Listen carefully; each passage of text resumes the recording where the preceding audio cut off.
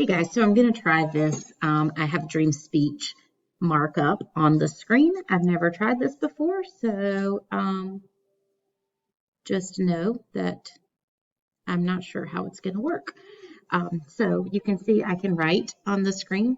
So I'm going to be taking notes on the screen and we can talk through the speech. Hopefully we've all read and heard of Martin Luther King Jr.'s I Have a Dream speech, but I think there are some things that are important that we want to make note of. So Martin Luther King Jr. Delivers this speech at the March on Washington in 1963, the height of the Civil Rights Movement, and he does so standing right in front of the Lincoln Memorial. Some of you have seen that before. If not, Google it so you can kind of see he was facing out towards the Washington Monument over the mall there. And it's important because he starts his speech talking about that whole situation, right? So he makes an allusion here, five score years ago, a great American in whose symbolic shadow we stand. He's talking about Lincoln, of course, right? Let's see, I need to write smaller.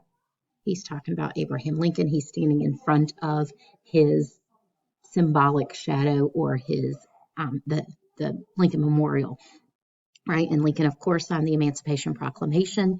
He says this decree, this momentous decree, he's talking about the Emancipation Proclamation there, is a great beacon of light of hope to millions of Negro slaves who had been seared in the flames of withering injustice, right? So we know that the Emancipation Proclamation freed slaves. We know that is what happened there. It came as a joyous daybreak to in the long night of their captivity. But 100 years later, so we're 100 years after the Emancipation Proclamation approximately, and Martin Luther King Jr. says the Negro is still not free. 100 years later, the life of the Negro is still badly crippled by the manacles of segregation. That's like handcuffs or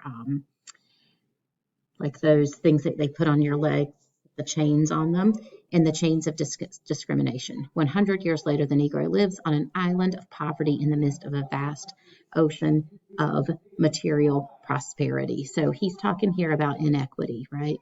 That the rest of the world seems to be doing better. White America seems to be doing better, is prospering, but the Black Americans are not. So we've come here today to dramatize this shameful condition. This is the purpose of his speech right here. The purpose of the speech and the purpose of their being there in Washington, D.C. that day. In a sense, we've come to our nation's capital to cash a check. So he begins here an extended metaphor. And remember, a metaphor is just a comparison of two unlike things. So he's comparing their situation with cashing a check, okay? When the architects of the Republic wrote the magnificent words of the Constitution and the Declaration of Independence, they were signing a promissory note to which every American was to fall heir. So he's using that banking metaphor again. This note was to promise that all men, yes, all men, Black as well as white men, would be guaranteed the unalienable rights of life, liberty, and the pursuit of happiness. And that comes directly from our founding fathers, right? It is obvious today that America has defaulted on this promissory note. To default on a promissory note means that they didn't uphold the obligation, right? Didn't uphold the obligation. So they didn't do what they were supposed to do as far as citizens of color are concerned. So African Americans are not getting a fair shake, right? That's basically what they're saying. Instead of honoring this obligation, America has given the Negro people a bad check, a check which has come back marked with insufficient funds. So they got nothing, right? They got nothing. They got a bad check. So if you write a bad check, that means that you wrote a check that you didn't have the money to support. But we refuse to believe that the Bank of Justice is bankrupt. Here we go again with that great extended metaphor. We refuse to believe that there are insufficient funds of great vaults of opportunity. So we've come to cash this check, a check that will give us, upon demand, the riches of freedom and the security of justice. So this is what they want, right?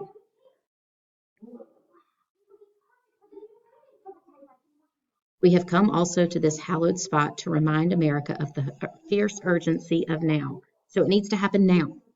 There is no time to engage in the luxury of cooling off or to take a tranquilizing drug of gradualism. So if you think about this in comparison to what Carlotta talks about in the book, right, that the school board wanted to do as little as possible for as long as possible, right, to just put things off. So Martin Luther King Jr. is saying we can't do that. We can't continue to put off the necessary things, right? Now is the time. We have some repetition. I love it. Now is the time to make the real promise of democracy. Now is the time to rise from the dark and desolate valley of segregation. Now is the time to lift our nation from the quicksands, right? So now we have to do this now. We can't wait.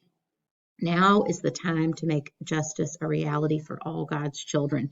So remember again, his speeches are almost always going to be sermon-like because he was a reverend.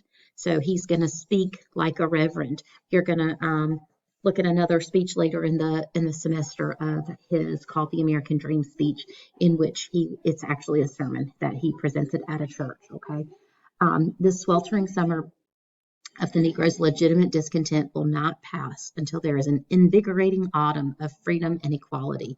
1963 is not an end, but a beginning, and we've talked about that, how Brown versus the Board of Education and the Civil Rights Movement wasn't the end of this, but it was the beginning, right? There will be no rest nor tranquility in America until the Negro is granted his citizenship rights. The whirlwinds of revolt will continue to shake the foundation of our nation until the bright days of justice emerge. So I want us to keep thinking about this word justice, y'all, right? We talked about how is justice different from equality, right? He doesn't use these interchangeably for a reason. He's thinking about justice as the removal of the barriers, right? All of those barriers are removed. They're not just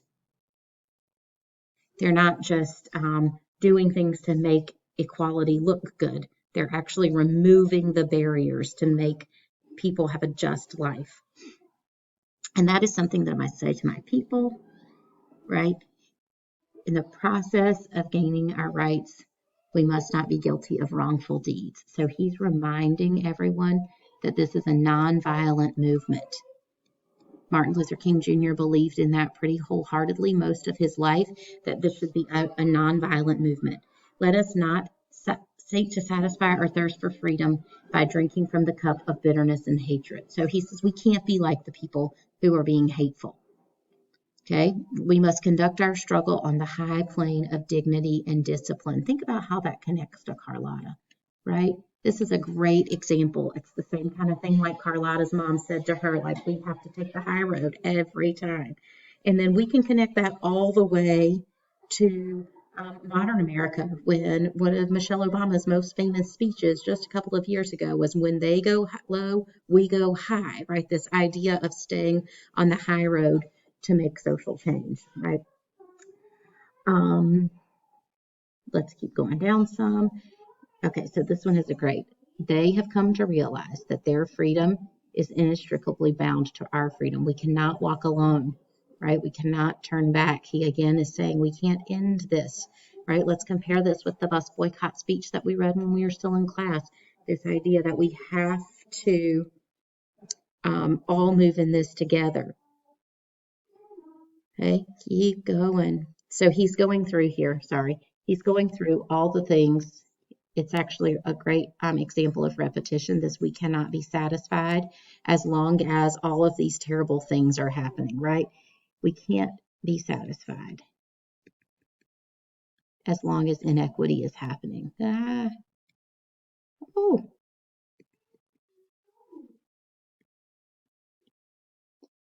With the Jim Crow South is what they're talking about, right?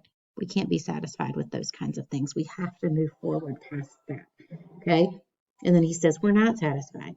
No, you know what? We aren't satisfied, and we won't be satisfied until we have justice. We're back to that word, justice. Just like in the bus boycott speech, he's talking about having justice for the African Americans, right? I love this. And then he says, you know what? some of you are coming here from all different kinds of walks of life, and we have to continue to work. And he tells them all, wherever you came from, go back to that place, knowing that this situation can and will be changed. Change is coming. Think about some of those songs we listened to in Unit 1, right? Even though we face difficulties, I still have a dream. So I think it's interesting because a lot of people think this speech started with I have a dream, but it doesn't. It whittles down to I have a dream, right? So he talks about the inequalities in the world, why we're here, and then he gets to what is the outcome, right? What is his preferred outcome? And his preferred outcome is that this nation will one day rise up and live out the true meaning of its creed, right? This is his greatest wish, that one day America will do what it said it was going to do. Okay?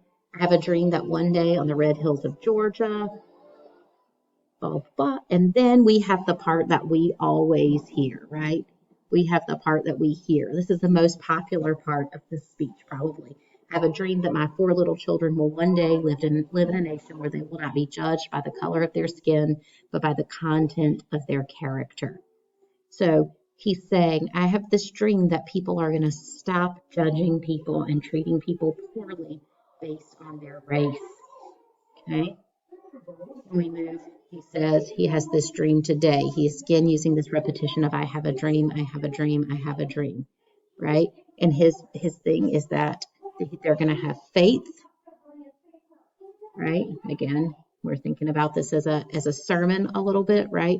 With this faith, we will be able to transform the discord of our nation. And discord is like, sounds bad, right? We're going to be able to make this terrible sound of our nation into a beautiful symphony where we'll be able to do everything together, where we will work together as a nation. This will be the day when God's children will be able to sing with new meaning, my country, 'tis of thee, sweet land of liberty, right? So he's saying we can't, nothing, this isn't all going to work until we can all sing that together. Okay. Then he goes through lots of different places where freedom and liberty should ring out, right? Like the song, okay? And then when we allow freedom to ring, we let it ring from every city and every hamlet, from every state and every city. We will be able to speed up that day when all God's children, black men and white men, Jews and Gentiles, Protestants and Catholics, will be able to join hands and sing in the words of the old Negro spiritual, free at last, great God Almighty, we are free at last. So I think it's interesting that he uses this Negro spiritual. We've talked about that, those as a means for the use in the Underground Railroad, right? During slavery. We also talked about them in terms of a big time in the civil rights movement. So it's interesting that he ends his most famous speech with a spiritual, right? Free at last, free at last. And so this idea that one day everyone will be free. And I think it's interesting. I heard a speaker one time talk about how they believe that Martin Luther King Jr. was saying that it was really important to him that people understood that in the world the way it worked prior to the civil rights movement, that no one was free, because even white people were being enslaved by racism and inequality, and that only when everyone is free can everyone enjoy the benefits of freedom. So that's an interesting thought. I think, let's see if we can get rid of that. So that's my little video about the Martin Luther King Jr. speech. I hope that this helps you guys to be able to answer those questions in your workbook that I gave for you to do this week. And again, if you have any questions, please feel free to reach out via email or send a remind message. And I'll see you guys tomorrow.